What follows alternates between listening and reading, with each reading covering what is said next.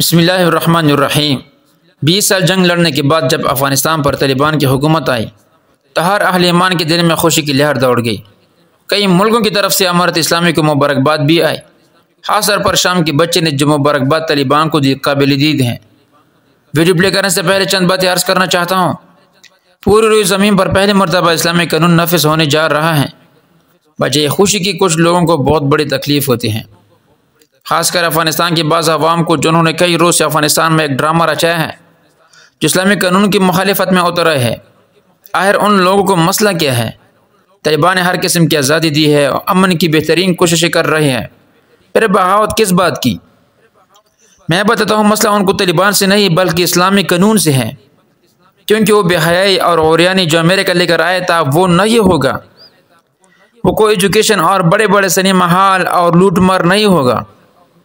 امریکہ بے شک گیا ہے، لیکن ان کی 20 سال محنت جو ان کے ذہنوں پر کی تھی، ان کی محنت کا نتیجہ آنا شروع ہو گیا۔ اور یہ بغاوت آج کی نہیں ہے، بلکہ یہ بغاوت سیدنا حضرت عثمان غنی رضی اللہ تعالیٰ عنہ کے دور سے ابھر کر آئی ہے۔ پھر حضرت علی رضی اللہ تعالیٰ عنہ کے دور خلافت میں بھی بعض لوگوں نے بغاوت کی، اور حضرت امیر معاویہ رضی اللہ تعالیٰ عنہ کے دور میں عروج تک پہنچ گئی۔ لیکن یہ بغاوت ان سے تھوڑا مختلف ہے، کیونکہ یہ مکمل اسلامی شریعت سے بغاوت ہے، قرآن، حدیث اور فقہ سے بغاوت ہے۔ اور کبھی کبھی انسان نہ جانے میں بعض افعال کے ارتکاب کی وجہ سے ایمان سے ہاتھ دھو بیٹھتا ہے، لہٰذا احتیاط کیجیے۔ اور یہ آخری وہ زمانہ ہے جس میں حق اور باطل کی تفریق ہوگی، دو گروہ ہوں گے، ایک طرف ایمان والے اور دوسری طرف کفر اور نفاق والے، لہٰذا خوشی ہونی چاہیے کہ زمین پر کہیں نہ کہیں لوگوں کو تو انصاف ملے گا۔ آئیے فلسطین کے مسلمانوں کی مبارکباد سنیے۔ السلام عليكم ورحمة الله وبركاته. الله أكبر ولله الحمد.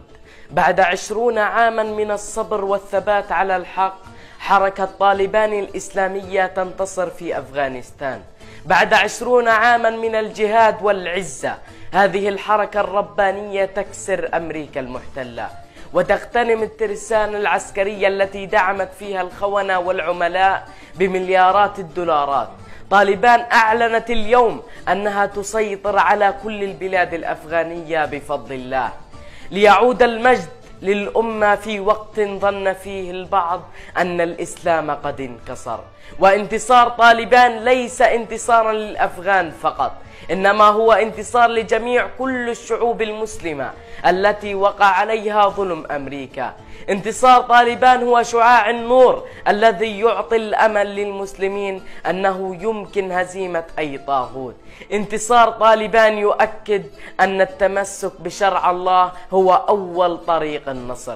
انتصار طالبان هو انتصار للأمة كلها، فأمة الإسلام كالكرة مركزها في كل نقطة فيها، واليوم نقطة الارتكاز أفغانستان، وعلى الظالمين في كل العالم أن يتحسسوا رؤوسهم، لأن الطوفان الإسلامي قادم إليهم بإذن الله.